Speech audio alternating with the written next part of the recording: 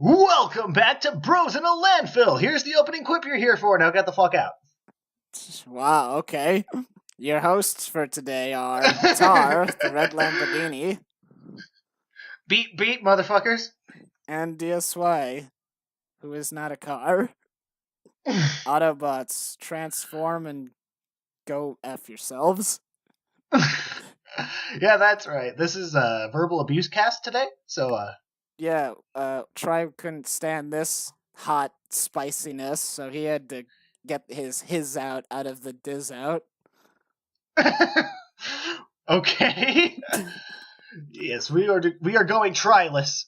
Yeah. We will not be reading any crappy pasta, whatever you want to call it. Oh my god, Tar, have you ever noticed that DSY and Try are never in the same room together? But you were for the first few episodes, though. Landfill conspiracies. Anyways, what are we talking about today? We're talking about fighting games with the punching and the punching and the punching. Well, let me go ahead and give you my entire thoughts on fighting games in one word. Yes. All right, man. Did you just try to gargle? No. You are an awful gargler. Do you need me to teach you some techniques? I didn't input the commands properly. I was trying to use my special move, but I failed. Okay, yeah, this is why we need Try, because Try will get us a conversation starter. Well, yeah, I'm not too good at the whole starting conversation things. The thing is, fighting games is a very broad term, so let's just start talking about something like BlazBlue and the fact that there's so many characters in that game who just wear really revealing clothing. Well, I mean, Mori has a thing. I feel like a lot of fighting games have characters with really revealing clothing. Not Under Night in Birth. Why is that the Play first Under Night in Birth? It's so good. I tried playing we should spend this cast trying to sell people on Under Night in Birth. We should spend this cast with the yin yang kind of theology of not theology. What the heck? Theology. Mentality. Since I don't like fighting games and you enjoy them, so there you go. Let's have us an age-old battle of tastes. And if there's anything the internet has told me, it's that you can be objectively right or wrong for liking something. Oh, ain't it the truth? So, before we started, you told me that your main problem with fighting games is the super reliance on execution, correct? Mostly, I just don't enjoy fighting games. They're just not for me. But a problem that I have is that whenever I play a fighting game, I will flub up executions, and I will have no idea why what I did went wrong. And sometimes even when I win, it just kind of comes down to button mashing, and I'll be like, yeah, I beat that, I won that fight, but I didn't really feel like I should have. Well, that's what training mode's for. Training mode's so boring, though. I mean, it is, but plus, I don't really learn anything from a training mode because fighting a person who's just standing still and then doing the same command over and over again doesn't help me when I'm trying to fight a person who is not standing still and has just command grabbed me to hell and back. Oh, grappler players. That's me. Speaking of grapplers, did they fix Bullet, or is she still completely useless? She's actually even worse. Oh my! Are you kidding me? Seriously? I think she got nerfed in CF2. How do you nerf her? She was the worst character in the game because she straight up didn't work. Well, I mean, wait, what do you mean by not working? I don't remember exactly how it went, but apparently her commands just were not properly implemented. So in Chrono Phantasma, the original, with her first appearance, she had horrifically weak moves that were ridiculously hard to pull off.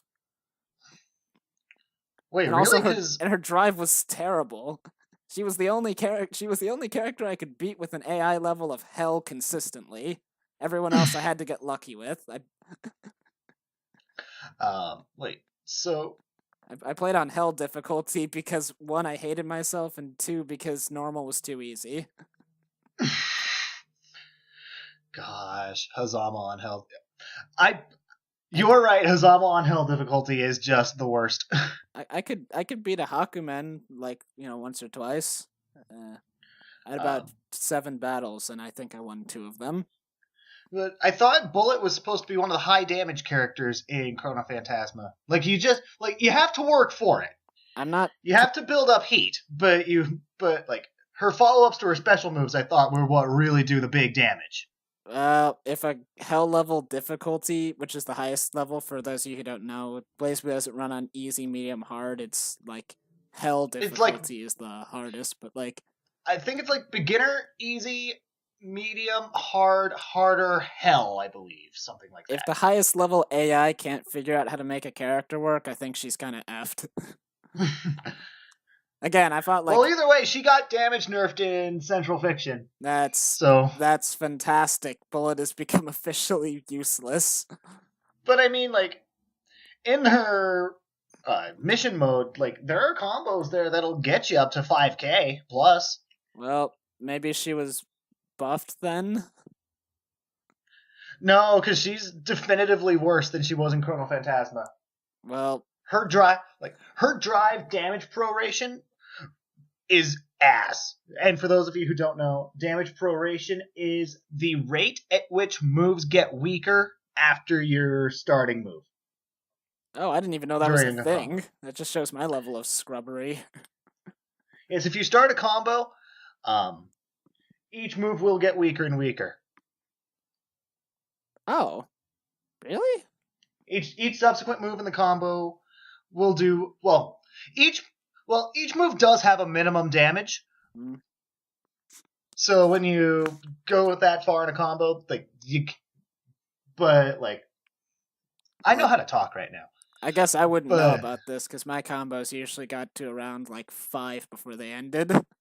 Like if I played Ragna, I'd go like Hell's Fang, follow up, go straight into a Gauntlet Hades, follow up straight into a Blood Scythe, and then start backing away before they start counter hitting me.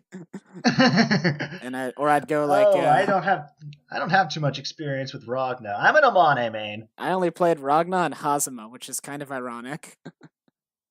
Oh, fuck Hazama. Fuck Hazama. Hazama has really, really low DPS. Well, at least when I play him. I looked up some like people who play him, and they're like zipping around the room, slashing shit up, and I'm like, man, okay. So I'm like, all right, so I'm definitely doing something wrong. And with Hazama, yeah, Hazama's the high mobility character. He's really difficult. He's one of the high mobility characters. So is Amane. With Hazama, I never even figured out how to do that attack where he grabs the opponent with this Ouroboros and then throws him, because I only ever found out how to throw himself with it. That is forward, down, forward, D. Yeah, okay, I'm really gonna be able to pull that one off. Yeah, it's a DP.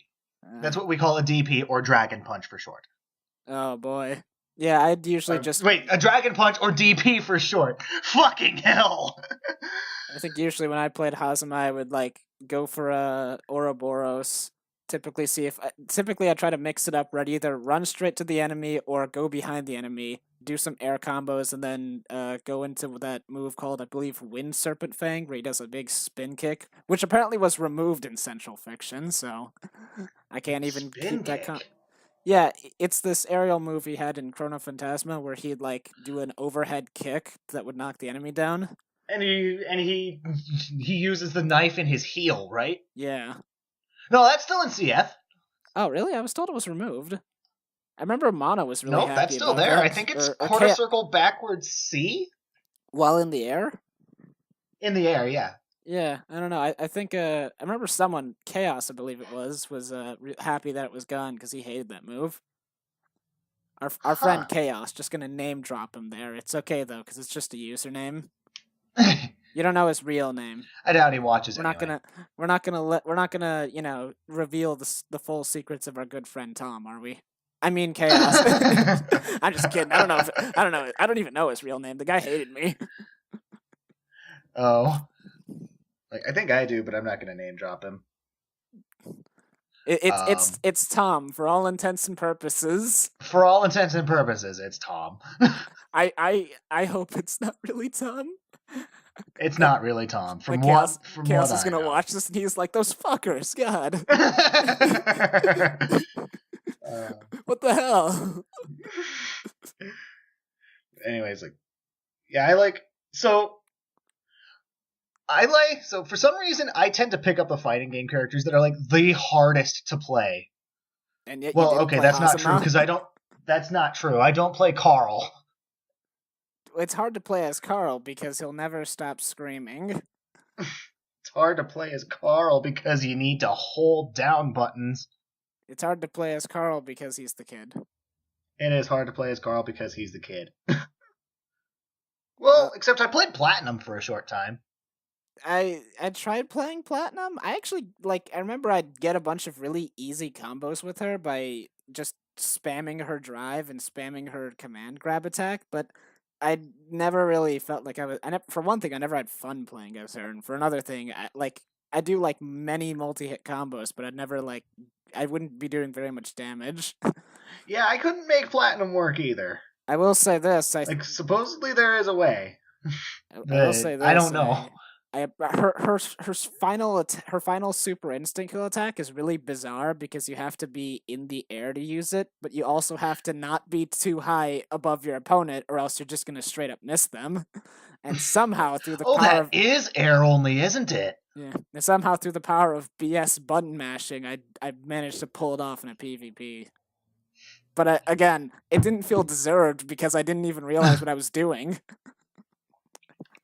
Just two hearts beating is one. No, I got the other one. Oh. I think there was two, depending on which person. Yeah, I think each character has two separate lines they can do for their astral. I remember I could do Ragnar's astral pretty easily because I think his quarter circle forward, half circle backward, C.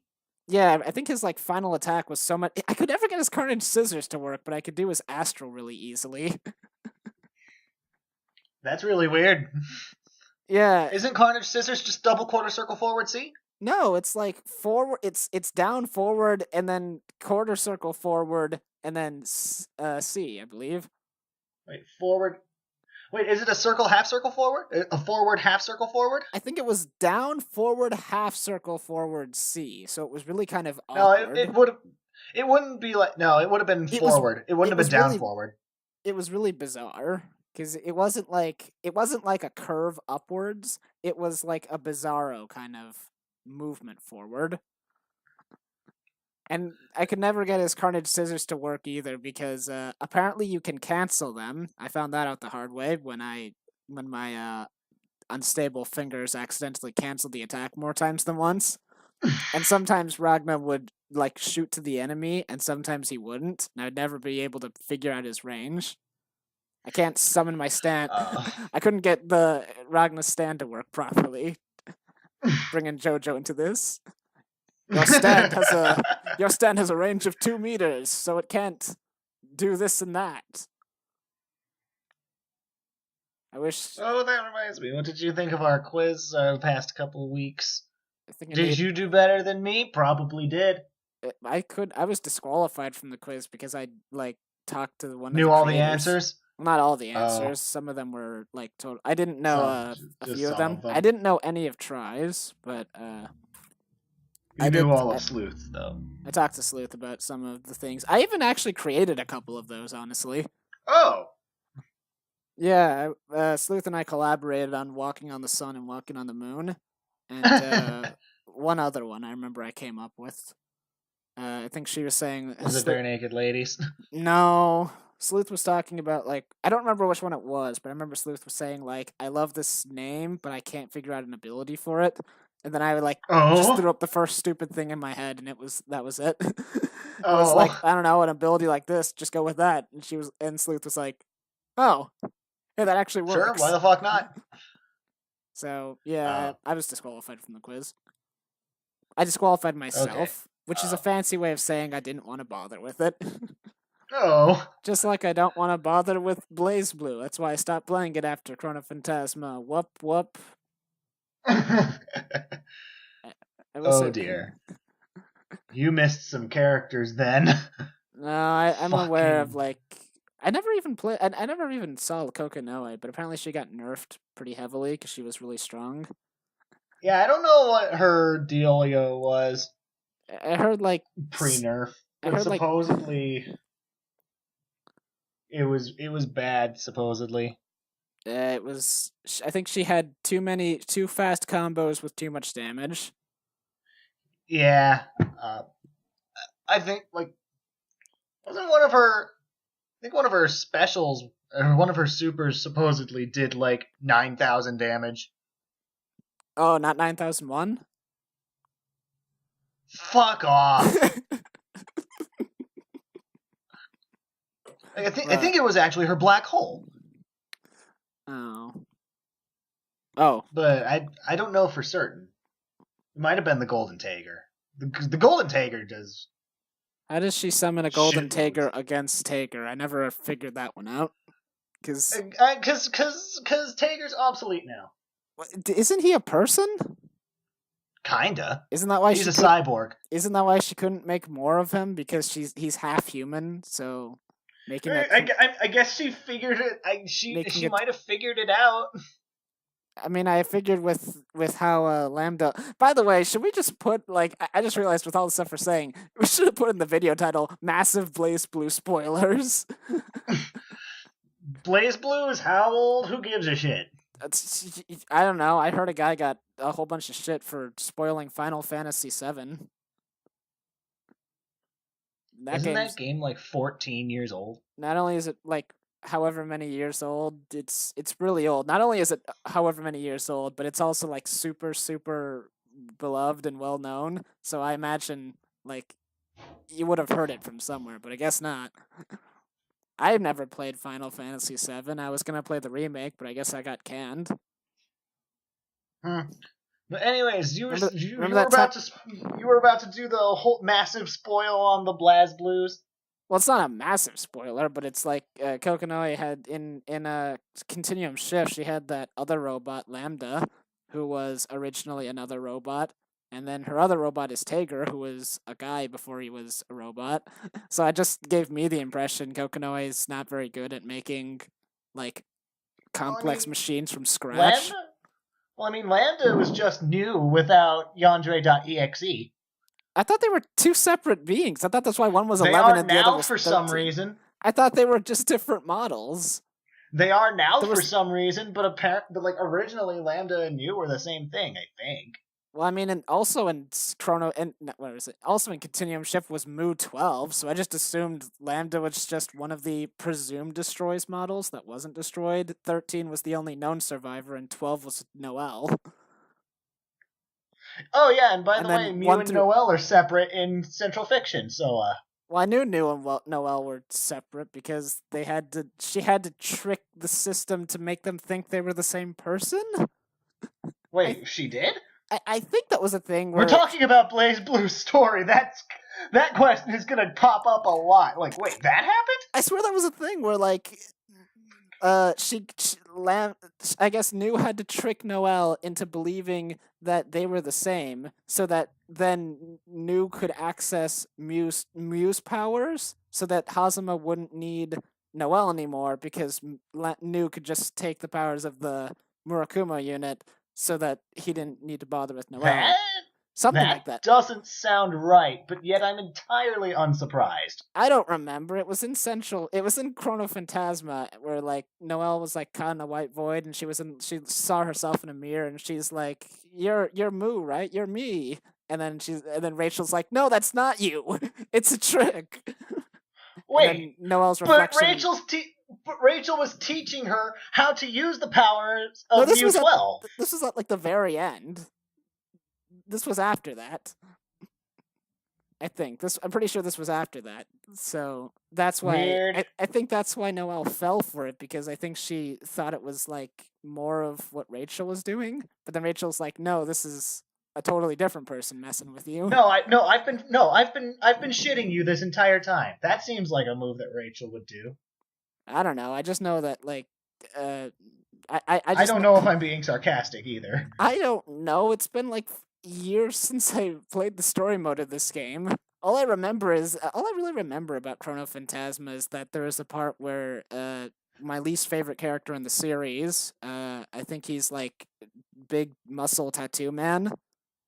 I think his name was like Azrael or something. Azrael? Yeah, he like shows up and ruins everything, and then the main characters have to team up to fight him for like half the game. And Azrael is not working for the bad guys. He has no particular plan aside from kill the heroes because he's crazy. And it's like they devote To so kill the much, heroes because he wants a good fight. and they devote so much of this time to this character until eventually they finally shut him down. And then Hazama just kind of shows up and goes, I was wondering where you guys were. And then he stabs Ragna and leaves. I think he, and I'm like, so I'm like, oh, that was totally pointless. You just wasted all this time. I guess it was supposed to be because Ragna was losing control of the BlazBlue because he forgot it wasn't his power, which wasn't that a thing that happened in Continuum Shift? Yeah, And I think it was I think that was a continuum shift when Hazama revealed that the BlazBlue was actually his power. By the way, what actually is the BlazBlue? Is it different from the Azure Grimoire? You're asking the wrong guy. You know more about this than I do because I never played. I don't know jack shit about this. You're the one who keeps playing these games. I haven't picked up a BlazBlue game I in like play years. the game. I don't read the story. I imagine you would have got something from the Versus intro dialogue when Hakumen is like, Hazama, I am your father. And then Hazama's Wait, like... what? And Hazama's like... Darth Vader Hawkman confirmed. It would be, except Hazama doesn't want to play ball, and he's like, yeah, I'm not... And then he like, yeah, it says no, and he stabs him, and then he walks away.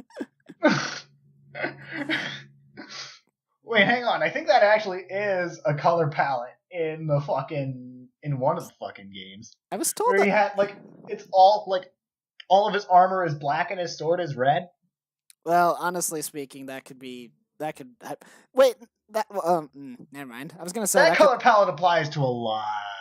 Yeah, I was gonna say that could be a Tsubaki Ayoi color palette because I remember in Chrono Phantasma she wore black and had a red sword. Yeah, it could be. Oh, I think that. Yeah, I think that was the switch around they did for Chrono Phantasma with Hakumen and Tsubaki.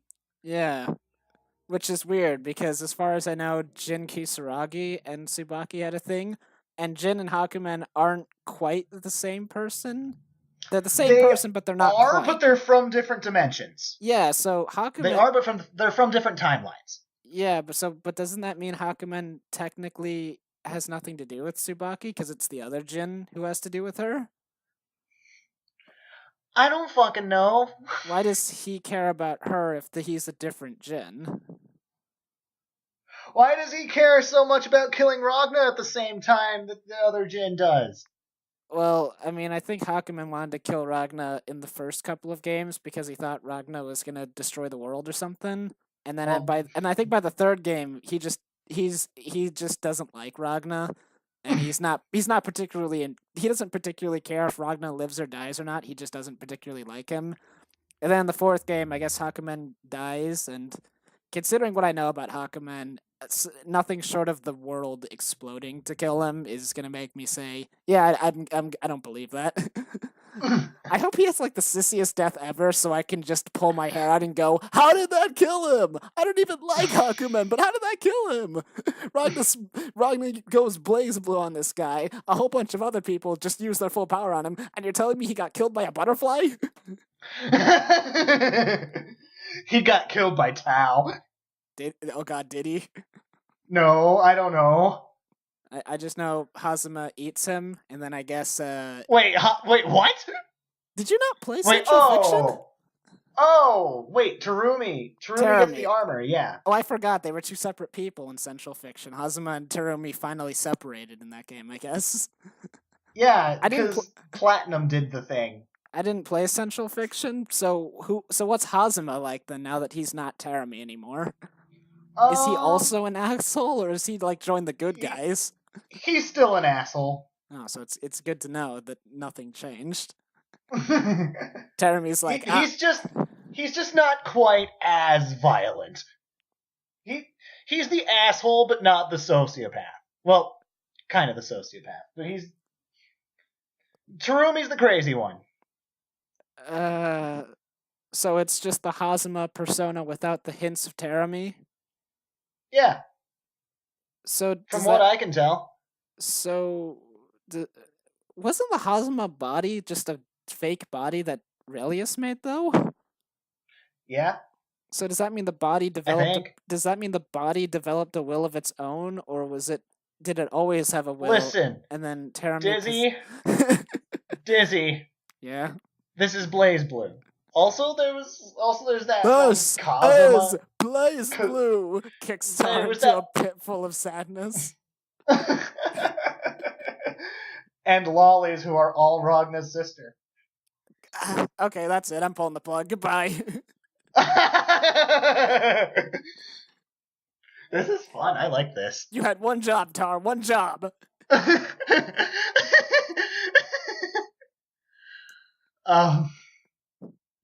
Well, there was also that one Kazuma guy who I think they really just based the body off of, and he just kind of crammed Terumi's soul inside there. Teremi is so weird to me too, because it turns out he's like the god of destruction or chaos or something. Yeah, it's some sort of entity that surpasses time and space. Yeah, that screams to me. We had no idea where we were going with this, because I'm like, all right, now explain to me how this entity that surpasses time and space got beat up by a white-haired man with like half his body not working just because he got a freaking engine from a dead girl who was a failed robot. Well, because that engine lets him steal souls, and Terumi has a soul, doesn't he? I think he is a soul. Exactly. So that means that Ragna's thing should be super effective. Then how come it didn't work on anything else? And how come it didn't work on Hazama and Chrono Phantasma?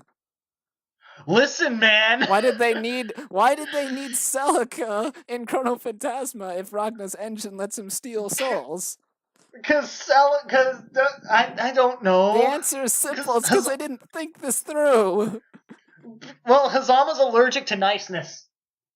And cats. I forgot if that was canon or if that was just a running joke. I think it's canon. He really is allergic to cats? I think he really is allergic to cats. That was such a... While we're talking about jokes, can we just talk about some of the gag endings of BlazBlue? Is this going where I think it's going? Probably not, because all I was going to do was complain that Chrono Phantasma did a bunch of rehashes of earlier gag endings, but they were less funny the second time. And I was really disappointed. I don't know, I liked Chrono Phantasma's version of the fucking... What are they called? Spectacles of Heroes? Oh, good. Now we have more to talk about, because I didn't like that one at all. I was like, this is a kind of a one-trick kind of joke, but it doesn't really work when Ragna knows what's going on, because then that doesn't... Because why doesn't he just rip him off? Oh, it's because they have spikes that go right into his face. He's Ragna. He'd just rip him off. Oh, but it would hurt terribly. This is Ragna. Life is pain. Ow! At least that's over with. You just rip off his entire fucking skull. Oh, it's that deep in him? I don't fucking know. Well, it's either way, he didn't even notice. No, he was awake. That was the thing. That was like the difference between it and the first time, is that because it had these sharp needles that went into his face, he was awake the whole time when Valkenheim gave an explanation. I thought that was just because Rachel pimp slapped him. No, the first time Rachel jumped on a table, kicked him in the neck so he'd fall unconscious, and then put the glasses on. And while he was asleep, Valkenheim showed up and explained to the audience what the glasses do.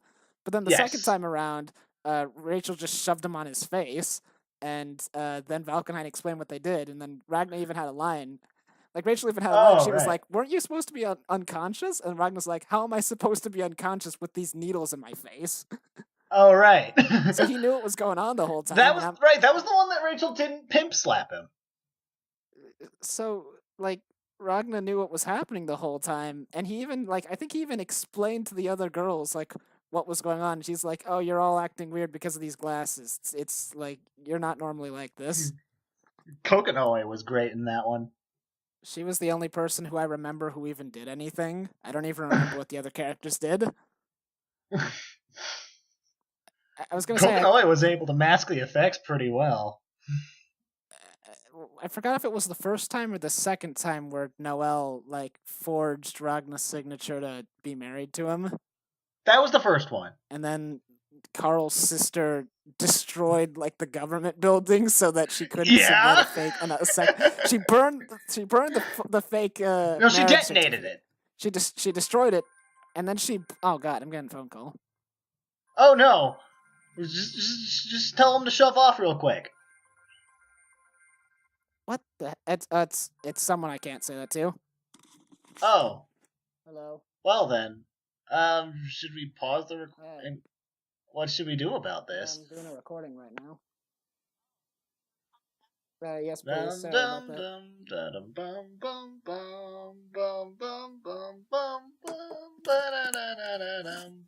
Well, I just told him to shove off. Okay. Did they shove off? Yeah, they shoved off. Now I feel like an asshole. It was a kindly elderly lady whose fridge I defrost weekly. Oh. Okay. Fun. I told the elderly to leave me alone so I could record this podcast. I feel a dark hole opening up in my heart. Yes, let the darkness inside. That's the Azure Grimoire. Well, at least I got rid of my heart a few years ago. It was... Hey. Well, there was a problem with it. It was holding you back, really. No, I mean, it wasn't like a conscious choice. It was a conscious choice, but it wasn't like for moral reasons. It was because there was a big bullet in it. Oh. They didn't really have a replacement. How'd you get a bullet in it? I got shot. It was a long story. I was in a plane. There was a bunch of terrorists. Wait. Guns are too small to fit a human girl, especially with boobs as big as she has. What are you talking about? You had a bullet in your chest, didn't you? Yeah? Wait for it. I don't know what you're talking about, Tar. I was just going to give you my long CIA story. Anyway, so we were talking about that story then, right, with the glasses and stuff? Yes.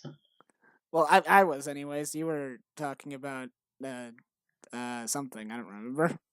I was talking about the spectacles of arrows. Yeah, I didn't like the follow-up. I remember there was another story that got a follow-up, too. I think it was the Hazuma story with the cats, and I didn't like the second one either. Wait. I don't think that's right. I think it was... Wait, wasn't it? Oh, there was the one with Jin and the Island.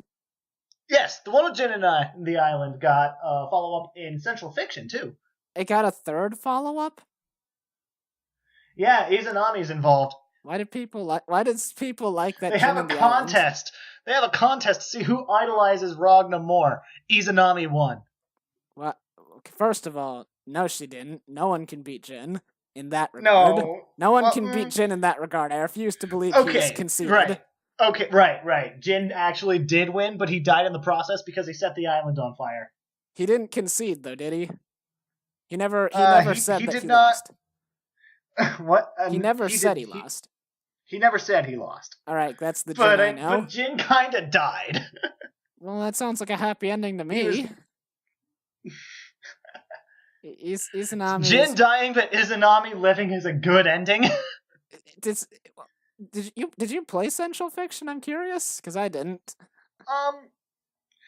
I've done the versus mode. I didn't do the story mode. I guess I'm just curious now that Izanami is a playable character, if it turns out that she was also horribly ineffectual the whole time, as most fighting game villains are once they become actually playable. She probably is. It's like, that's right, Izanami is so strong you can't even fight her, and then you fight her, and then she's like, "Oh no, I got beat by friendship. Ah, oh, I lost. Oh," or something like that. I know she's the Act 2 final boss. I'm pretty sure that one guy who has Blood Edge, which is such a I can't wrap my head Are you around talking this. about Naoto or? No, there's Blood Edge, the character who is technically Wait. Ragna, and then there is a character who has a drive that's called Blood Edge, where I guess he makes an edge out of blood. Yeah, that's Naoto. Yeah, when I think of Naoto, I think of the better Naoto from Persona. Oh. But also, like... Well, Naoto from BlazBlue is actually just Hyde from Under Night in Birth. Well, he certainly looks and acts like him. Yeah. But yeah... Exactly. I'm guessing he took over... He just doesn't have a sword. I'm guessing... Well, at least not one at the ready at all times. I'm just gonna guess that he took over main character status and then defeated Izanami with his magical powers of friendship. And then Ragna probably died or something because he was the old main character. Well, I know Celica also died. Rip waifu. Well, I know my waifu's shit. Celica died before the story even began, Tar. That's hardly a spoiler. She died again, okay? Everyone dies at the end of BlazBlue. She got better in Chrono Phantasma, and then she got not better again. Did she get better? I thought she wasn't even technically the real Celica. I thought she was a fake. I don't fucking know. But either way, the fake Celica's gone now too. So there was a fake Celica on top of the revived Celica. How many Celicas are in this game? As many as Kokonoe needs.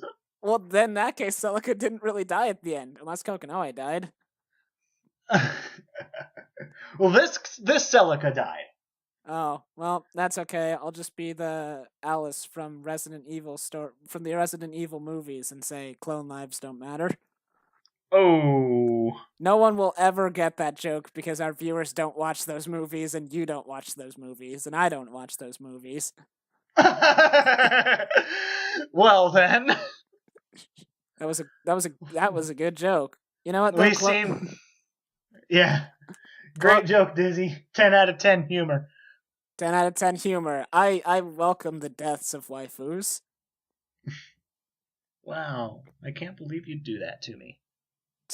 I can't believe you do that bullet joke to me. Yeah, that was funny. Friendship over. I'm gonna go kill Celica to get revenge on you. Right, what we talk about? Gag reels? The real ending of BlazBlue was when everyone dies because I snapped the disc over my knee. My thumb. Take that. Everyone dies except Azrael because he's so stupidly powerful. Because Azrael's dumb. I hate him. He's my least favorite character. You can have any opinion about BlazBlue you want, except that Azrael is a good character. Then I'll fight you in BlazBlue and lose because I am terrible. Okay, but Amane is the best boy, right? Amane is Yuri Lowenthal, so I'm contractually obligated to hate him, regardless of my personal feelings. Oh, well then, what did Yuri Lowenthal do to you? You've never played Persona 4, I see. Who did he play? You'll just have to find out when I make you play Persona 4. Oh no.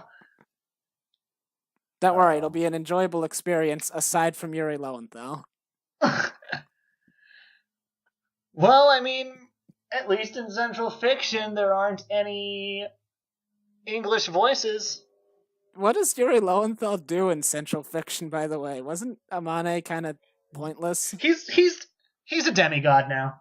Oh, okay. He was a demigod. He was a demigod the whole time, but he was just faking it. A demigod, so he's not full on god. So Rachel's sick now, and Amane is substitute Rachel. She's sick. That's her out of commission. She's not captured or killed or no, she's sick. Injured. She's just sick. Her power is dwindling. Well, at least it's not Gwendolyn. That didn't. Trying to figure out that didn't work. That did not work in the slightest. We aren't talking about that. Well, actually, that was another horrible joke no one will get because I've been forcing myself to play so much fucking Dark Souls, and there's a character named Gwen who gets poisoned and then is eventually killed Wah, wah. after all of his Press F to. powers. Can we get an F in the chat? Here's an F for you. As long as it's not a D. Why is it that all of our continuing jokes have to be related to something of that nature? Hey, Dizzy. What? Flasher Santa. That's it. I'm never coming back ever again. We did it, boys! This podcast is ruined, and we just talked about BlazBlue Chrono Phantasma for all of it. And Central Fiction. How did we talk about this whole podcast just BlazBlue and never? I mean, I think you brought it up once or twice, like cross tag, and I never went on to my long Persona rant, and we only very briefly talked about Under Night. Well, because nobody plays Under Night in Birth, and that's a shame. I played it once against you. Yes, and it was fun. It was fun for you. I was having the exact same problems I always have.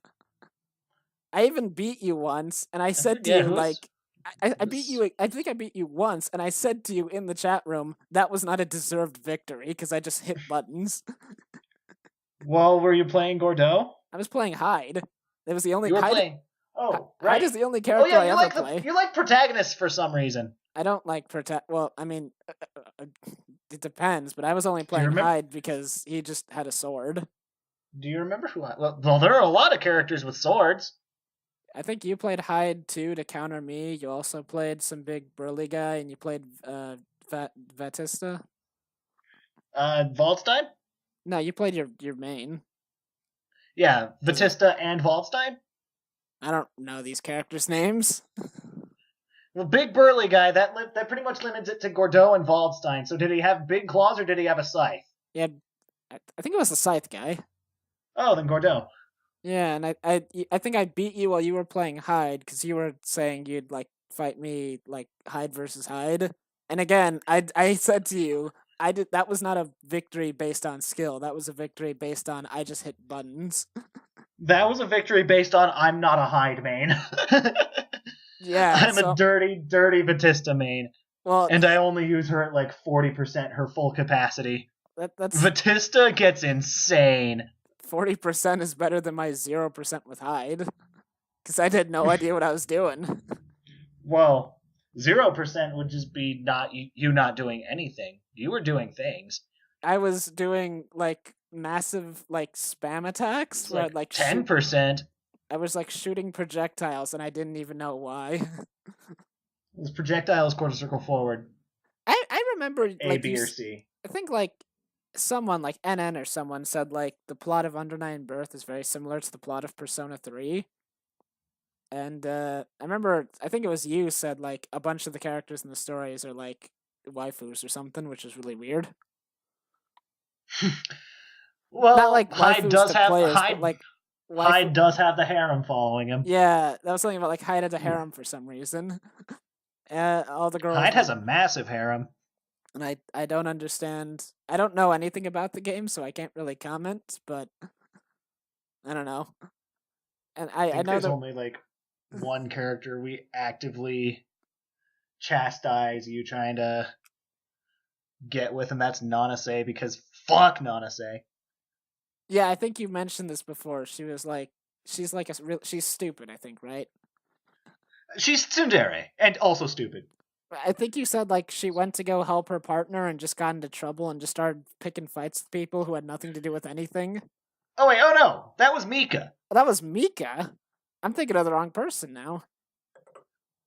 Mika has the big fists. Nanase has the wind sword. Oh, Nanase. She was the character I tried to play as once. And exactly once. Yeah, Nanase sucked in late. She's better in latest. I don't even know which one I played. You played late. Which is the game that has that guy from Umineko who has the weird grab attacks who teams up with Satan? Wait, what? There is a fighting game that's like combines a bunch of visual novels, I think, and then the main character from Umineko is a playable character who has a bunch of grab attacks because Is it he. Mugen? No, this was a I've never full-on played game. it. This is a full. I've never played this. This is a full-on licensed game, and one of the characters was no, not Satan, Lucifer. One of the characters was Lucifer, and she was a maid. I've never played this. And then there's a part where on Battler's story mode, his arcade mode, I guess, where he teams up with the Lucifer character to beat up Beatrice and that girl who was a squid at one point, who was also an Umineko. That girl who was a squid at one point. I don't remember her name, but she was crazy. She was supposed to be creepy, but she was so over the top that I just couldn't help but laugh. And then there was one point where she was a squid. And I have no idea what you're talking about. Did you ever watch the Umineko anime? Nope. Okay, well, I only watched some of it because it was popular. And wait, hold on, am I saying it right? Was it Umineko or was it a different show? No, it was Umineko. I get Umineko and Higurashi mixed up a lot, but it was Umineko I'm thinking of. But the main character is like this red-haired detective. Yeah, Beatrice and Battler are Umineko. Yeah, but I guess there was a fight. Battler was a character in a fighting game that was I think it was a big crossover of VNs, of visual novels, and he had a bunch of. Was BlazBlue included? No, I don't think it was actually. But Good. maybe they'll cross over Umineko with Cross Tag Battle and charge you for every single. Gosh, we can only hope. I hope Cross Tag Battle becomes the new Injustice 2, which I just realized I hypothetically could have talked about during this podcast. I can't wait for the team up of. Can't wait for Naoto and Battler to team up. Which Naoto? Persona Naoto. Well, too bad she's not in Cross Tag Battle. She is. You only get horrible character who pretends to be Naoto. Oh. You only get character who wears Naoto's clothes and has Naoto's gun. Because Naoto ain't in that game. Is it that different? I made a comment too. I said like basically the characters in Persona 4 are so nothing like the characters in the fighting games and Persona Q. They are literally indistinguishable aside from their appearance. There is nothing alike between them. Yosuke is still the butt monkey though. Oh jeez, I just ran my no the fucking. The butt monkey is in the game in the preceding games is kanji. Like everything bad that can happen to the guy will happen to the guy. No matter I mean, what. Kanji was a butt monkey too in CTB. In Cross Tag Battle, yeah. In Persona 4, the actual Persona 4, Kanji was some stuff happened to him that was questionable for comedic purposes, but he wasn't like a butt monkey. In Persona 4 Arena, Ultimax, Persona Q, and a few other things, he was the butt monkey. Like everything bad that could happen to him would happen to him. It was kind of unfair considering he didn't exactly have the happiest life, and now he's being. I just remember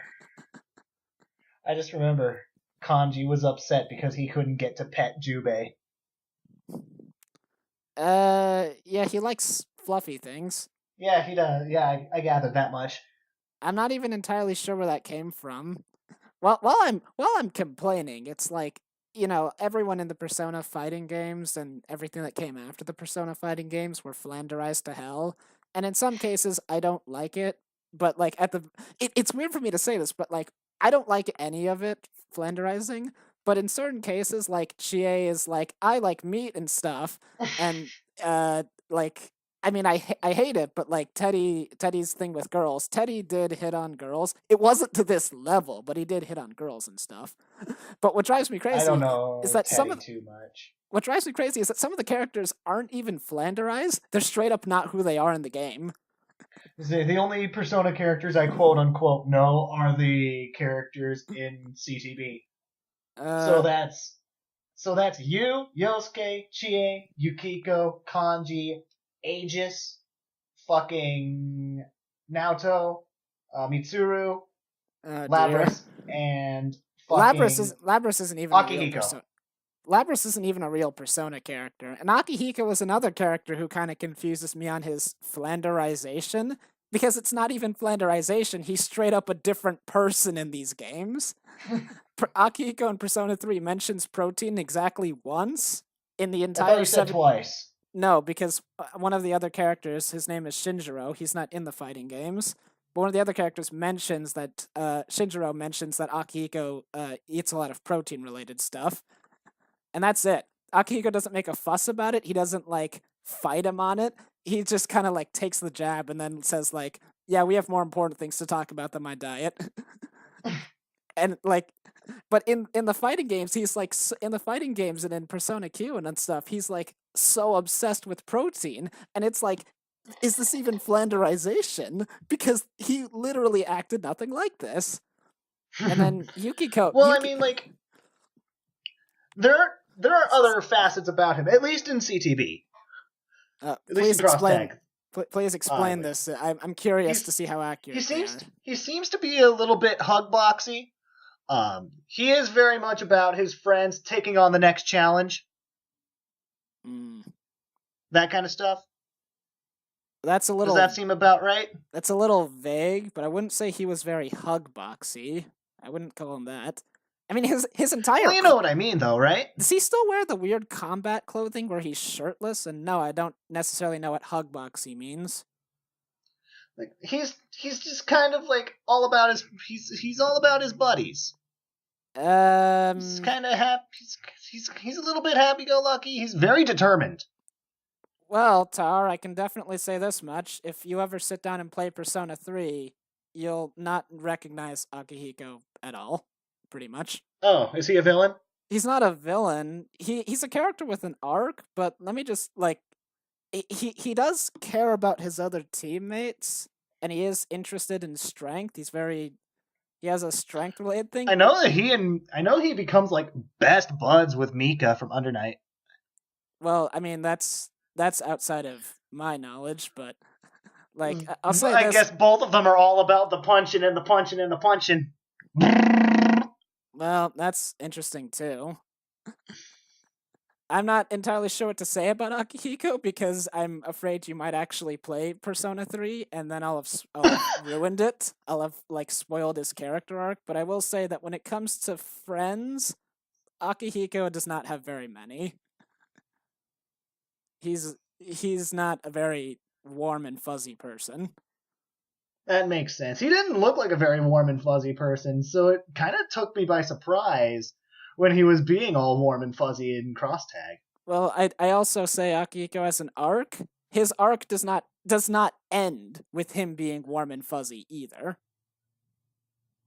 Weird. So, yeah, that's this really is a completely different person. It's super confusing to me. It's like with certain characters, I can see the flanderization. Like Chie in Persona 4, again bringing Chie up.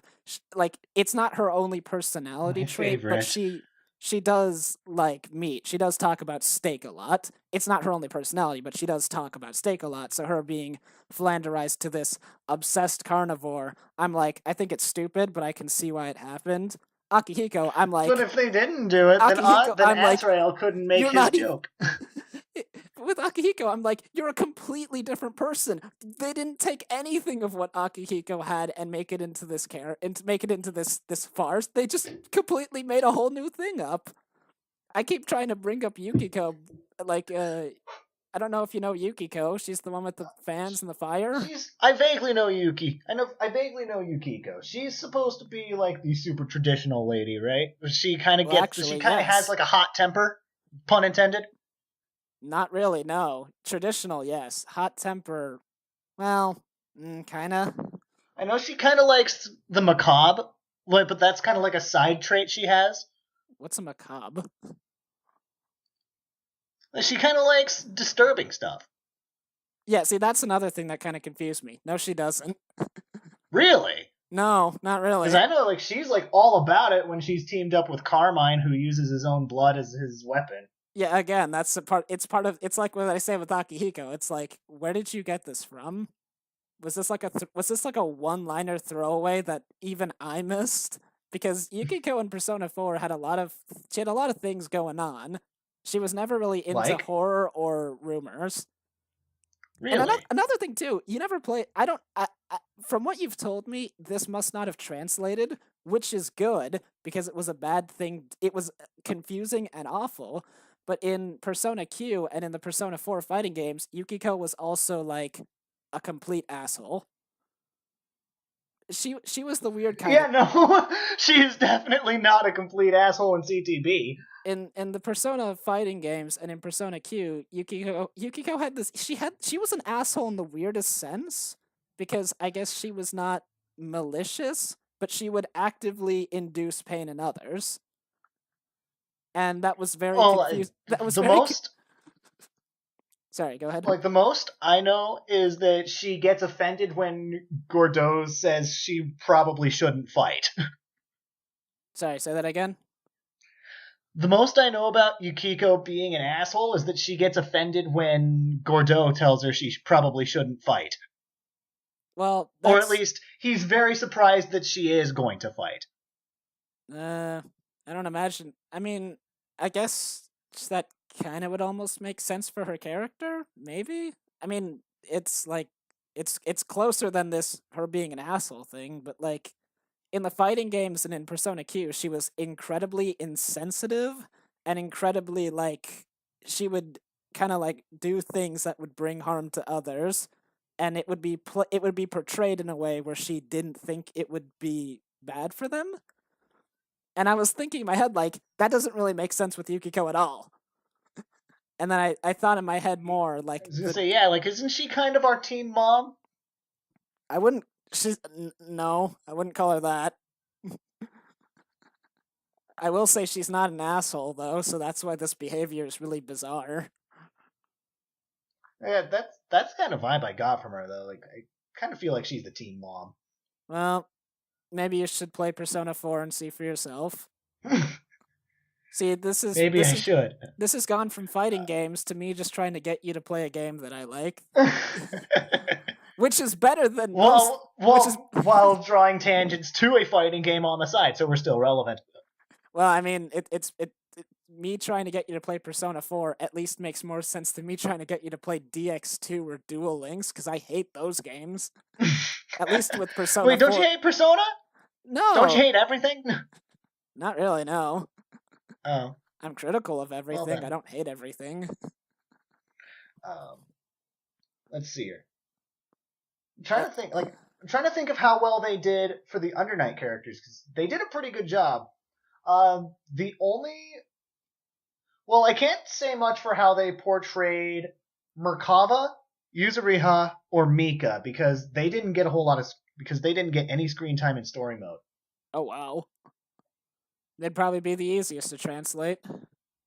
Well, the thing with Undernight is, like, I'm offended that they get Persona characters so wrong, because Persona is so heavily, like, the characters are such a big part of the story. It has a much larger fan base than it has a much larger fan base than at least Undernight. Maybe BlazBlue too? No, like... Probably not Ruby, though. My thing about, like, Persona that drives me crazy is that Persona characters, like the characters in the Persona games, are some of the most important parts of the story, of the games themselves as a whole. So when you mess up the characters, it's like, were you even trying? And with Undernight, honestly, it's weird for me to say this considering the tangents I went on with Persona characters, but Undernight had one game, so if they messed up the characters, then I'm just gonna, like, slap my face and go, you're not even trying anymore, are you? Like, one game. Undernight had 3 games, actually. I thought you said they were, like, remakes of the first game.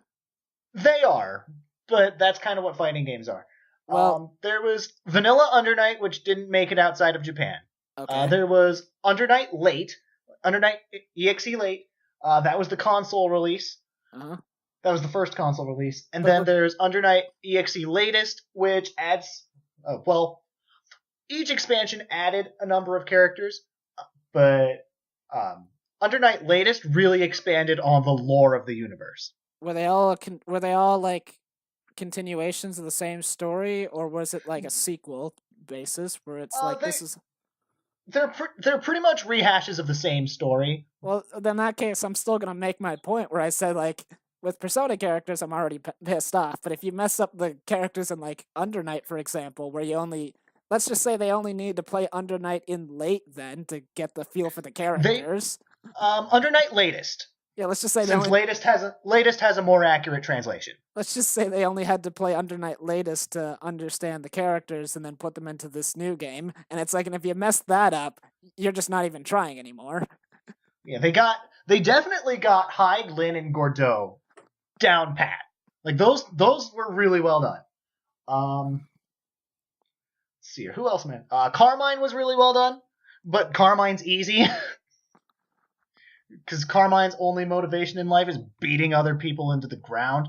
Well, I mean, if they got him wrong, then that would be like, really, you're not even trying.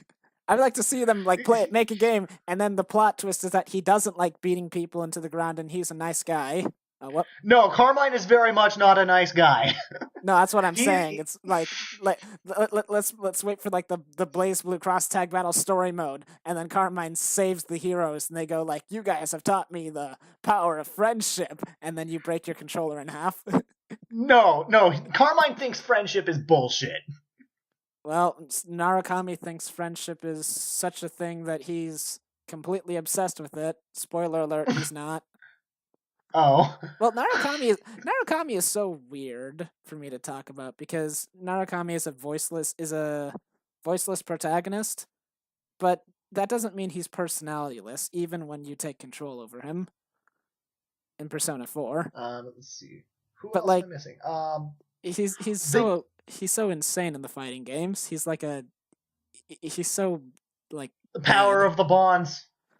Narukami is bonds. Narukami is so shallow is my problem. It's like he talks about like the strength of bonds, but there's nothing to him, and he's incredibly cold. Not like he's I didn't get the cold vibe from him. Cold was a bad term, but he's so like blank, and that's kind of his problem, where he talks about like friendship and all this stuff, but there's nothing to him at all. Yeah, that really does seem to be everything about him. And it's like he's supportive of everyone else. There's so little to him. It's like in a real life setting, he wouldn't have any friends probably, because he's very supportive of everyone around him, though.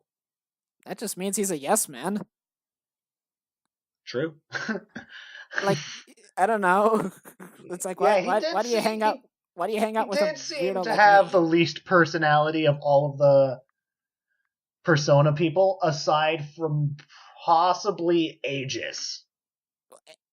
What? But Aegis is a literal robot, so. Okay, hold on. Hold the phone. DSY's getting angry now. Oh no! What did I do wrong? Hold on a second. Tell me about this. Tell me about what they did to Aegis. I'm starting to get upset. Is Aegis your waifu? No, but her personality was like she was like one of the main characters of Persona 3 who had a huge character focus. So you're telling me she had no character. That means they really weren't paying attention. I don't know if it's that she had no character, but what character she had was very unmemorable. Okay, oh, DSY is getting angry. She was very robotic. DSY is getting angry. Okay, so let's shift the focus back to Under Night in Birth before you explode. Well, I mean, at the same time, it's kind of like I feel like you should play Persona 3 to really get where my anger's coming from, because DSY's getting angry. Let's see. What did you do to my robot? There was also Ori. I feel sorry that I said that. There is no combination of syllabic emphasis that makes her name sound comfortable to say. Ori, fucking hell. Her name is Ouija. But anyways, Ori, they got her down pretty well. She's still a sweetheart, but she's still very gung-ho on the whole justice aspects. Like, she tries to talk Lynn out of fighting the Persona gang and fails. But at the same time, she tries to clobber Ragna because he's a wanted criminal. So, well, I mean, I guess to be fair, like, that does kind of at least make sense. It's like they got Ori pretty well. So that leaves Waldstein and Batista, who I feel like they messed up a little bit. Like in Cross Tag Battle, Waldstein is all like, her strength! And I mean, like, that is him to an extent. But I feel like they kind of put too much of a focus on that. Because, like Waldstein is the old warrior, honor kind of person. Mm-hmm. And I mean, like, they did bring that part too, but I feel like the warrior part was supposed to be emphasized, but the CTB team emphasized the strength part. Ruined. Ruined? You think that ruins him? No, I think the game is ruined. Oh. And Batista, for some reason, they had Batista sleep a lot, despite the fact that the only time we see her sleeping is when she wins a battle in latest. Well, I mean, Akihiko's personality became protein, and he only ever talked about it once, so... Batista's personality became sleepy.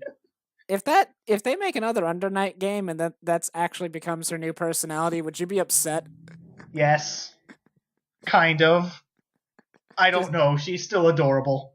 Just like Under Night, the latest it will ever be, like super latest, and then like Batista's first scene, she's like, Under Night even later.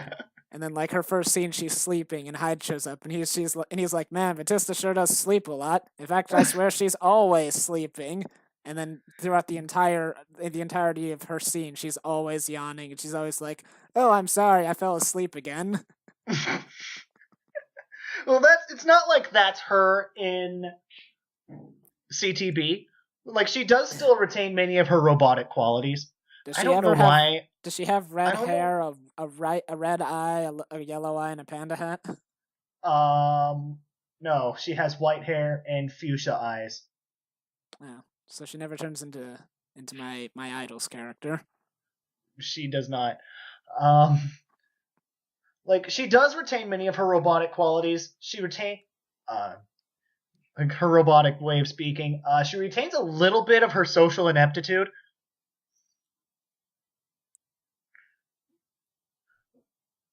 But, like, she sleeps a lot more than she does in Under Night. At least from what I can tell. Well, it sounds like at least your characters weren't too badly damaged then. No, they weren't. Unless you play the DLC and find all of them, like, effed up, which I would find partially hilarious, but also partially annoying. From what I can tell, Merkava made it through relatively unscathed. It's difficult for me to judge Yuzuriha and Mika, because they don't have a whole lot of screen time. Don't worry. I'm sure if I played Under Night, I'll find something to complain about. Please do. Like, the characters there are... that game is just good. Do they have one for PS4? Because my PlayStation 3 is kind of busted. I think latest is for PS4. I might check it out. If it has a story mode, I might even stream it. I forgot to mention I do streams. It doesn't have a traditional story mode. God! Sorry, I was...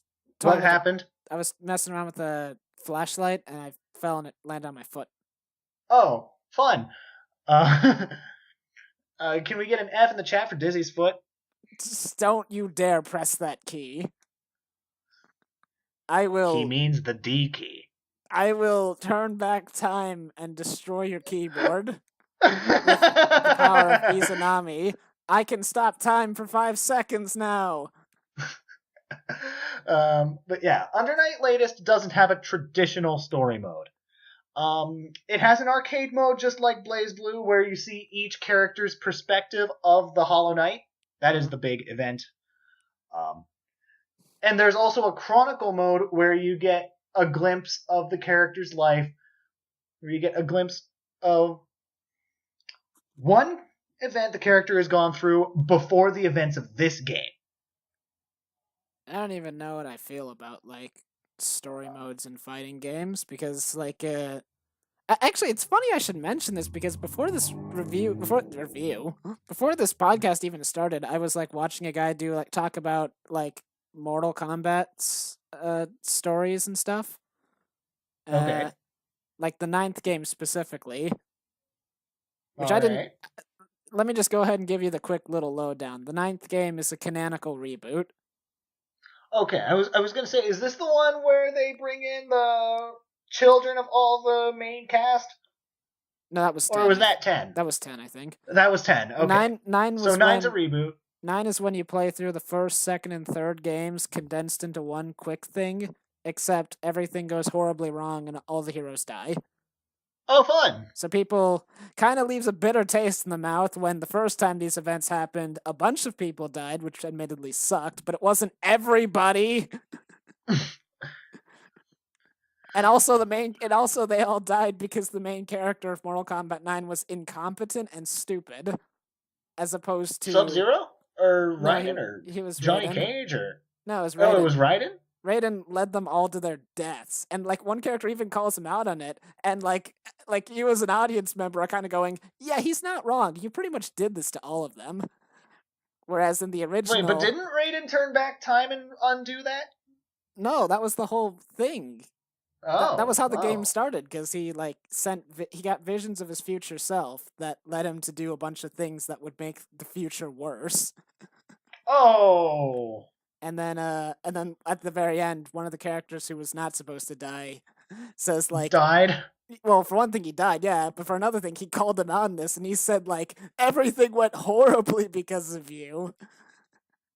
It's like everyone dies in the normal run of event. Well, not everyone dies, but a lot of people die in the normal run of events anyways, but they all die because they're fighting someone stronger than them. They're not led to death by a moron. So at least they can say they went out swinging rather than they went out just confused with their pants around their legs. So that was fun.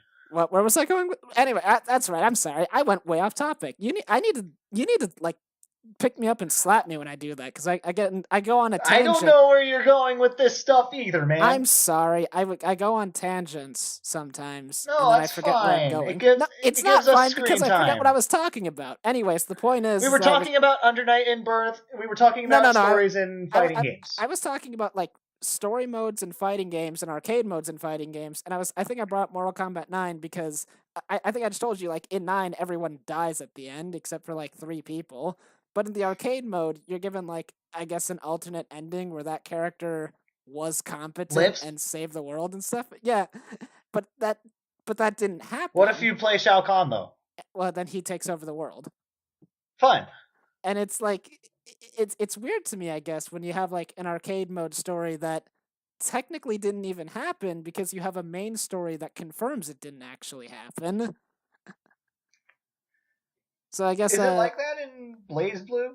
Does the arcade mode? No, like BlazBlue, does the story mode confirm that the arcade mode doesn't happen, or what? Well, BlazBlue, I don't remember very much of BlazBlue, but I remember the arcade mode in Chrono Phantasma at least ended with stuff that actually happened in the story mode. So I was cool with that. I was like, that's good. As I know, like, Tager's story in Central Fiction ends with him getting gangbanged by New 13. Did that not happen in the actual story mode? I don't know, did it? I don't know. I will say this, though. You know what had... Oh, right. You know what? While I'm griping, you know what? Video game story modes, my personal hatred, I have to talk about this. I have to warn you, but I also have to talk about this. So... Fun. Look, as if my... If my let's say, glowing recommendations of Persona 4 Arena weren't already a big enough reason to not go, okay, I haven't played every fighting game I haven't played every fighting game in the world, but I can still say Persona 4 Arena has the worst like stories of any fighting game ever.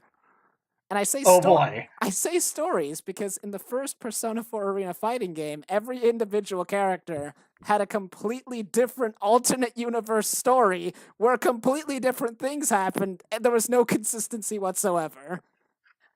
Fun. And also the stories in of themselves were lousy, and when the game had a canonical sequel, called like Ultimax, you couldn't even figure out which story happened and which story didn't happen because the sequel seems to reference things that happened in different realities. Brilliant. But then Ultimax kicked me in the face even more because, like, okay, when you think of a big crossover, you think of like Yes. the characters interacting with one another. That's the point, right? You Yes. have two different teams meeting up. I don't know if BlazBlue Cross Tag Battle has a story mode. Honestly speaking, it was made by the same people, so they might also do this, and it drove me nuts. But like Ultimax is like they took Persona 3 and Persona 4 and they shoved them together, except they didn't. And like they had this No, they I had like think the 4 universes in CTB were integrated pretty well. no, I'm talking about like a story mode. And here's the thing that's like driving me crazy. It's like when like they have like the simplest job ever. It's like have a story and then you have like these two different groups and you see the story from their different line of sight. But it doesn't. The Persona 4 and Persona 3 characters have completely different diverging stories that don't line up with one another at all. You have a crossover without a crossover, basically. You have the Persona 4 cast meet the Persona 3 cast, except they don't actually meet, not exactly, anyways, and then they go in completely opposite directions to one another. And just as an added kick in the face, in the Persona 4 story, you can only play as Persona 4 characters, and Persona 3 characters are constantly given BS reasons for why they're incompetent, and the reverse happens in the Persona 3 story. And it drives me insane. It's like it's the most meaningless crossover ever and a big kick in the face to me. And I feel like and it's I know. Well, I know in CTB each universe has its own story. Oh, so they probably did that too, then I imagine. So, and for each universe, you have to play as that universe's protagonist plus one other character that the game gives you, based on who's interacting with who. Well, that's certainly a thing that's happened. Is it a character from another universe, or are these like confined to their own universes? Both. Do these sometimes you get someone from your own universe, sometimes you get someone who isn't. Like for example, in the BlazBlue universe, first team up is Ragna and Noelle. Second team up is Ragna and Gordeau. Yeah, I knew Ragna and Noelle would be the first team up. I didn't even have to play the game. It's like, who would team up in that universe? Ragna and Noelle. They're the most known characters are Ragna, Noelle, Jin, and Hazama. And obviously Ragna and Jin aren't going to team up, and obviously Ragna and Hazama aren't They going to actually team up. do. Ragna They and actually Jin do team once. Up? And Ragna also teams up with Hazama once. I'm curious as to the reasons for this. I mean, like, Jin and Ragna did team up in the actual BlazBlue universe, but that was when situations were really, really dire. Whereas I can imagine Noelle would team up with Ragna for rather minor problems, like a bunch of people picking fights with them. Like, because I imagine the very first fight was just against a bunch of humanoid characters, right? Nothing like no final boss level. First, I can't remember who the first team up was. I can't remember who the first opponents were. Well, like, yeah. Well, I mean, like, I imagine if Jin and Ragnar were together, and then some people showed up to pick fights with them, I imagine Jin would just say he's gonna kill them so they can resume their fight or something, or he'd just tell them to leave. That is exactly what happens. Yeah, and if Hazama was there, Hazama would probably, like, knowing Hazama, he'd probably try to get them on his side to fight Ragnar. He'd be like, "This is the dangerous criminal! Kill him!" But with Noelle, I imagine. No, Hazama actually defended Ragnar. Okay, I'm curious as to this too. Because I know the opponents were Ori and Vice from Ruby. Oh no! Because justice. Oh no! Like they were trying, like those two were trying to take Ragnar's MacGuffin. Then Hazama shows up and this is like, "Oh, you know something about the MacGuffin we don't? What are you planning to do with it?" And then they came up empty. So Hazama's just like, "See, you don't even know either. So we're gonna beat you up now because we're the best of buds. Trust us on this." Why? What's in it for Hazama to protect Ragnar? Hell if I know, but the reason Hazama is willing to team up with people is, to quote him, because he's a victim too. And he wants to get back to BlazBlue world.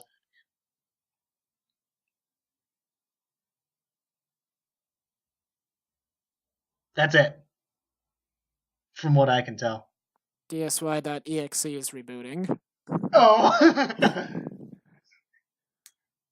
Reboot complete. And What? I mean, technically, he is still a victim. Like, Wouldn't he just the canonical explanation is because Rachel fucked up.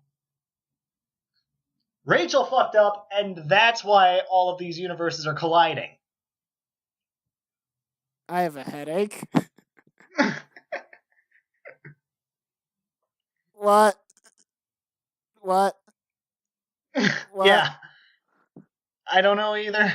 Well, here's a secondary follow-up question for you. Judging by this universe's timeline and crap, Rachel has interdimensional capabilities, or the ability to influence interdimensional stuff. Why didn't she try calling for help from other universes to help deal with Terami's potential destruction of all life on the planet? Well, because Terumi isn't here. Hazama is. So where's Terami? Hell if I know. Not here, though. Well, Hazama and Terami were the same person for a while, so my comments staying right where it is. I guess put Terumi the blame didn't on follow. I guess this was after Platinum split up Hazama and Terumi. Despite the fact that in this universe, Noelle doesn't know she's Mu 12. My brain. Fighting game. And people say sometimes, like, oh, it's a fighting game plot. Why are you thinking this much about it? And I'm like, well, I'm probably putting more thought into it than the people who made the stories. Also, these crossovers, are they explained in other stories, or does every universe actually have its own never explained universe? I think it is the same wide explanation, because Rachel does play a pivotal role in all four stories. Well, I'm saying, you said like the Justice Gals teamed up. Is that ever shown in another universe where they team up, or do they never meet in another universe? Do they just straight up never meet? Because if so, I'm still in another universe's story. Well, I mean, this is all taking place at the same time. Well, that's what's giving me the headache, because going back to like the Persona story... This is all taking place in the same space. Not necessarily the same time, but the same space. Well, that's why it gives me a headache, because like I was complaining about the Persona story earlier, with like Persona 4, the Persona 3 and the Persona 4 have completely different stories. And I do mean completely different. Like, they aren't aligned. Well, I mean, like, the plot is relatively the same. Like, and that's kind of what I'm. Each universe's protagonist has a MacGuffin, and the MacGuffin says, "Hey, there are 3 more MacGuffins spread throughout here. Why don't you try collecting those and see what happens?" Collecting those, so yeah, collect the MacGuffins from everyone else. Not like work together with these people. So no, this is a competition. It's a competition. You need to. Isn't this just the Infinity Wars from Marvel? I don't know. I never saw Infinity War. No, not the Infinity War. I remember there was a crossover like Marvel versus DC, and I'm pretty sure that was the plot of Marvel versus DC, where the universes collide, and then some magic wizard guy basically says, hey, this other universe is the DC universe, or hey, that other universe is the Marvel universe. You guys can fix this, but there's all these items that you need to pick up. And also, you should beat up the other heroes because they also want the items. Yes, that's pretty much it. But again, like, well, does that mean that in the BlazBlue universe, Ragna wins, but in the Undernight universe, Hyde wins?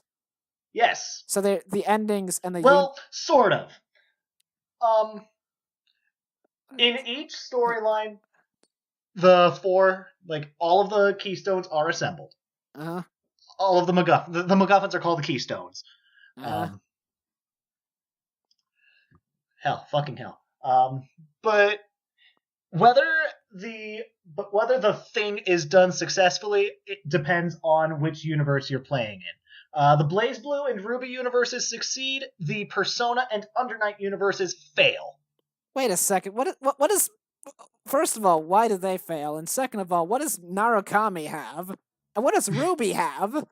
Hyde has like the Ruby magical... has a scythe. That's just a thing she made. And Yu has the fucking electric sword.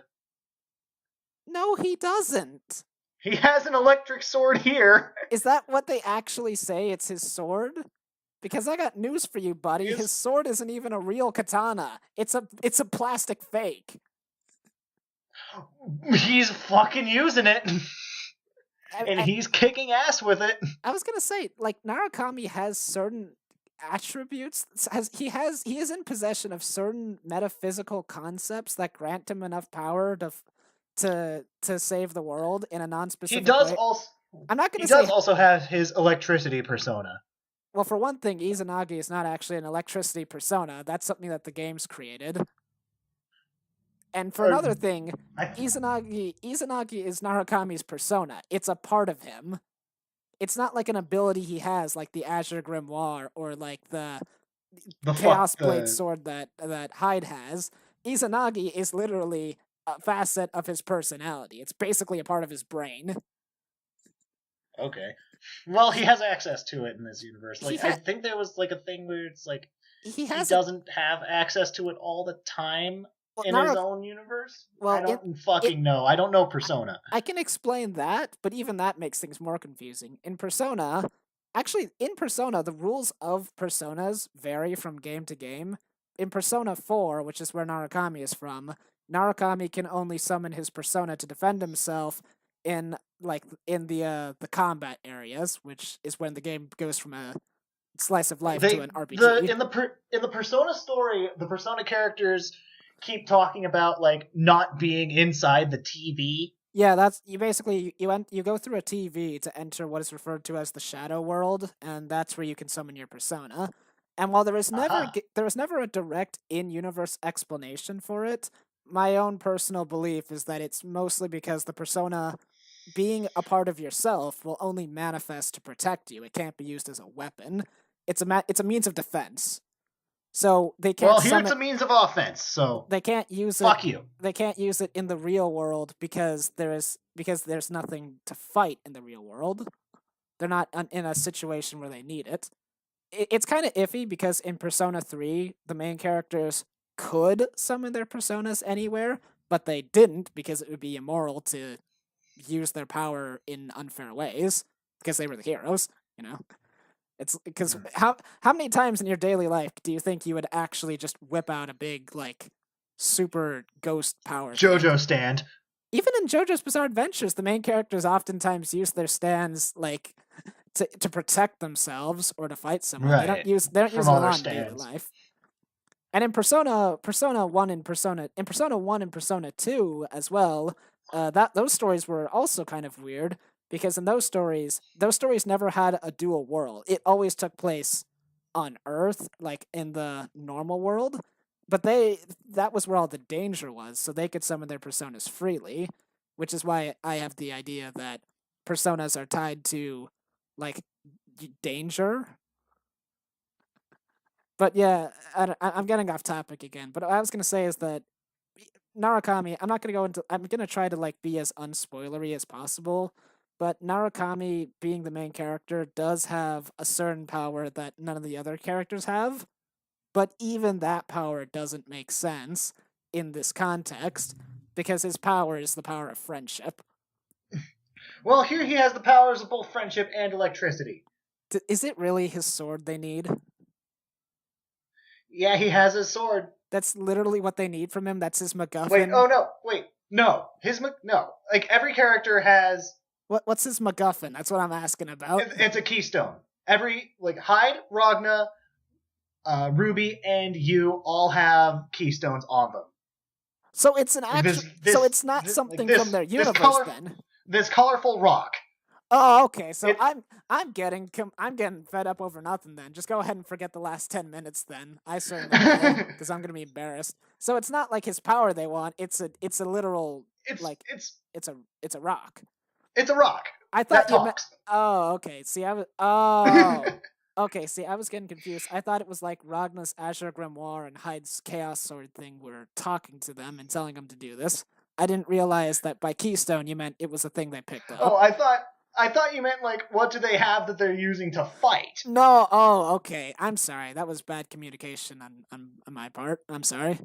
I was under the impression It was entertaining. I was I'm getting sure it was entertaining to someone. I was getting fed As up long over, as assuming they haven't fucked off as soon as they heard the opening quip. I was under the impression that this was like trying to get all the special stuff. And that's why I was confused too, because I was saying, all right, I can understand like Ragnar's Azure Grimoire and Hyde's Chaos Sword thing, because those are like supernatural. But Ruby's, the only thing I can think of Ruby is her super speed, which you can't take, and her scythe. And then with Narukami, all he has is his persona, which you can't take. So I was getting very confused. But now that I know No. it's not actually their powers they're after, it's these rocks. Now I'm like, oh, okay. But anyways, so why I does mean, it? it would be Why does it? interesting to see. To be interesting if everyone was after everyone else's weapons, but I'm sure Ruby would have a field day. I would be very confused then because of the previously stated points of Narukami's sword is a piece of plastic, his persona is a part of his brain, and Ruby's scythe is a thing that she made. There's nothing magical or enchanted about it. It's just a scythe she made. So Well, I mean, I never. Hyde's sword is one of Vatista's wings, so Still, that means it's got like enchanted powers. Because Vatista's, I mean, true. She's more than human. She is more than human. Well, we don't know what the fuck Vatista is. Is she a robot? Is she a human? Is she a homunculus? Fuck if we know. I think it's pretty safe to say she's not a human. She does have human qualities, though. Well, yeah, but still. Like, she doesn't need to eat, but apparently she can. She doesn't need to sleep, but apparently she can and does frequently. I never even fully explained my freaking Persona beef, and I'm gonna do it, goddammit, because of all the terrible. You have 5 minutes. Of all the terrible games I want to make you play, Persona 4 Arena is not one of them. Basically, in the Persona 4 storyline, you play as only Persona 4 characters and go through a completely different story than the Persona 3 characters. And in this Persona 4 story, all the Persona 3 characters are hopelessly incompetent. And when I say hopelessly incompetent, I mean one of the characters literally bangs his head on a door and falls unconscious. Incompetent. Was that? Wait, hang on. This is a Persona 3 character? Yeah, doesn't even get... Is that Akihiko? No, doesn't even get, like, taken down by an enemy. Doesn't anything. Just gets knocked out by a door. Off screen. And it's like, yeah, okay, some of the characters in Persona 3 were a little silly. They're not cartoonishly stupid. And then in contrast, in the Persona 3 story, you have a completely different universe. Like, I mean, a full-on different everything is different from the word go. And it doesn't make sense. The Persona 4 cast is horribly incompetent. And when I say horribly incompetent, I mean, like, let me think here. Like, what almost accidentally throwing himself out of a 3-story building. Incompetent. Was that Yosuke? That seems like something Yosuke would do. I think it was Yosuke, yeah. And it's like, what's the point of having a crossover if you're gonna tell 2 separate stories where both characters, where the opposing part, not even the opposing, where the other team members are hopeless. And it's like, here's an idea. Take the Persona 4 story and then have the Persona 3 story be from the viewpoint of the Persona 3 characters, and also don't make, have one story and then have 2 different parts of it. That's how a crossover usually should work. Don't make 2 completely separate stories that completely devalue the other side. Makes sense. And even in places where it could make sense, it doesn't make sense. Like, the game begins with Mitsuru, Akihiko, and Aigis being ambushed and then knocked out and then captured, which, given the way that it happens, it doesn't seem like something I don't know Mitsuru very well at all because she seems to have like 0 personality, but that doesn't seem like something Mitsuru would do. Well, it's kind of debatable, even for me, considering how it happened. I'm not 100% certain, but it happened, and it was, you know. Let me tell you why it happened. It was fan service. Oh, It what was do you mean? it was look at Persona. Well, in Persona 3, there's a part where the main characters are captured.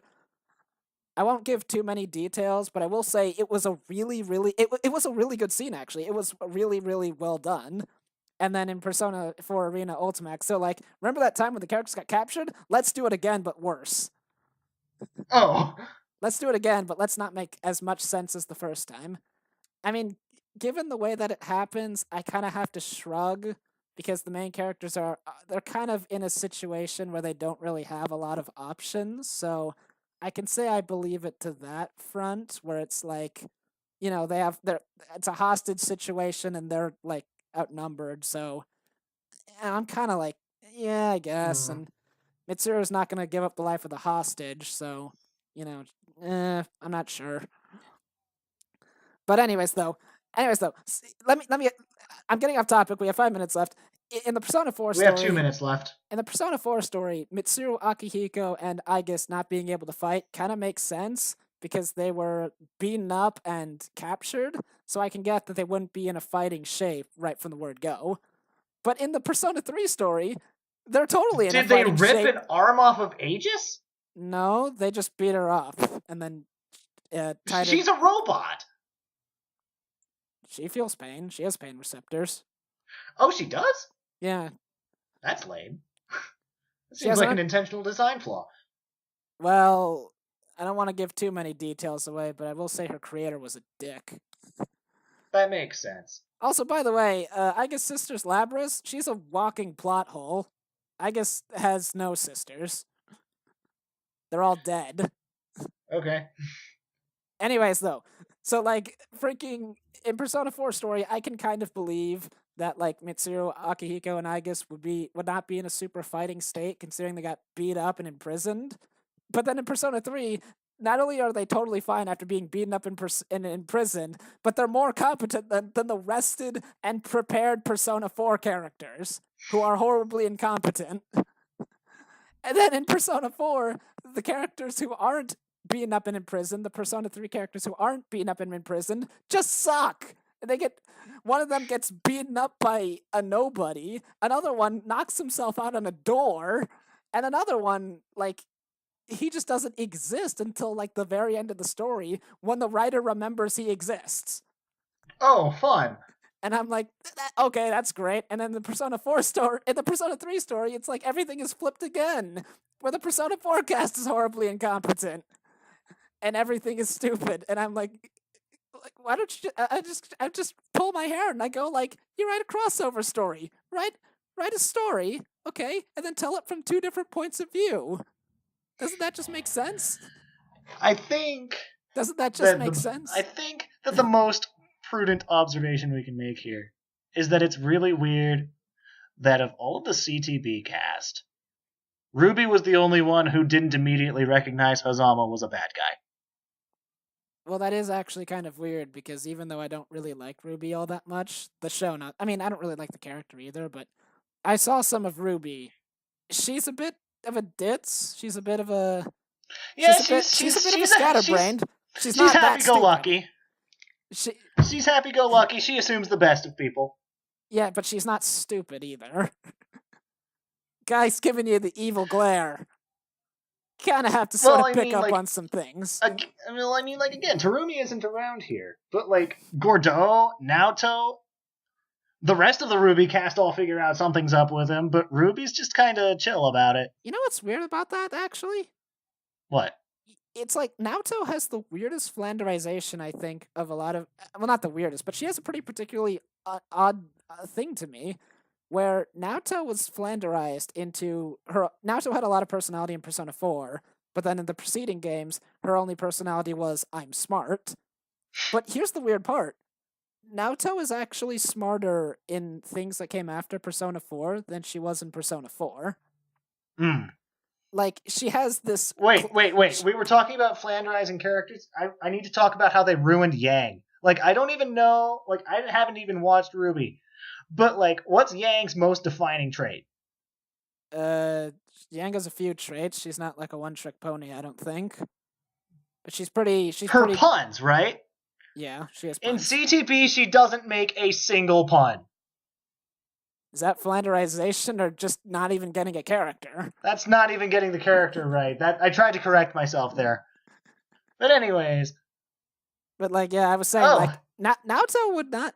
I was saying like Naoto is smart in preceding games after Persona 4 to an extent that doesn't even make sense. Like you're picking up on stuff that aren't there, and you're somehow being correct, even though you're making wild observations now.